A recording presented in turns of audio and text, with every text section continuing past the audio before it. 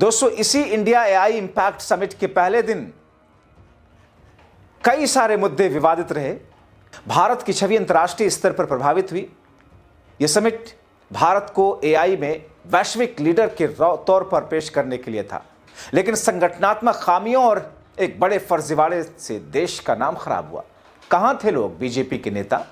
Galgotia university ने जब इतना बड़ा फर्जीवाड़ा किया, और वो गलगोटिया यूनिवर्सिटी जिसकी है, जो कि मोदी, शाह और योगी का बेहद नजदीकी है, तो जब बदनामी नहीं हुई, ये खैर मंत्री और नेता कहां गायब थे?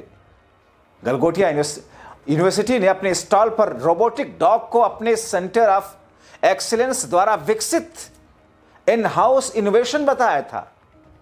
उनके प्रोफेसर जिसने डीडी न्यूज पर, देश के सरकारी चैनल पर इंटरव्यू में अपनी यूनिवर्सिटी की बखान किया था, उपलब्धि कहा था, जो वीडियो वायरल हुआ। बाद में खुलासा हुआ कि साहब, ये तो चीनी कंपनी यूनिट्री का commercial product Unitree GO2 model है, जो कि बाजार में 203 लाख रुपए में उपलब्ध है। कोई भारतीय इनोवेशन था ही नहीं। हद ये रही कि डॉन सोकर एरिना को भी अपना इनोवेशन बताया गया, लेकिन वो भी साउथ कोरिया का निकला। यह घटना विदेशी मीडिया में भी छपी है। भारत की एआई इनोवेशन क्षमता पर सवाल उठे हैं। कईयों ने कहा कि मेड इन चीन को मेड इन इंडिया बताने से देश की शर्मिंदगी हुई, और ये सब खबरें अंतर्राष्ट्रीय स्तर पर अंतर्राष्ट्रीय मीडिया में छपी, तब बदनामी नहीं हुई देश की। आज विरोध प्रदर्शन कर दिया कुछ लोगों ने, तो बदनामी हो गई। जाहिर तौर पर दोस्तों, किसी भी दूसरे देश में जब कोई डेलीगेशन जाता है, वहां सरकार के खिलाफ कोई प्रदर्शन होता है, तो विदेशी उसे सरकार का आंतरिक मामला मानते हैं। हम भी किसी देश में जाएं और वहां पर कुछ राष्ट्रीय अध्यक्ष के खिलाफ में विरोध प्रदर्शन हो, तो हम यही समझेंगे कि उस देश के अंदर सत्ता पक्ष और विपक्ष के बीच, जनता और सत्ता पक्ष के बीच में एक टकराव है, उसका असर है।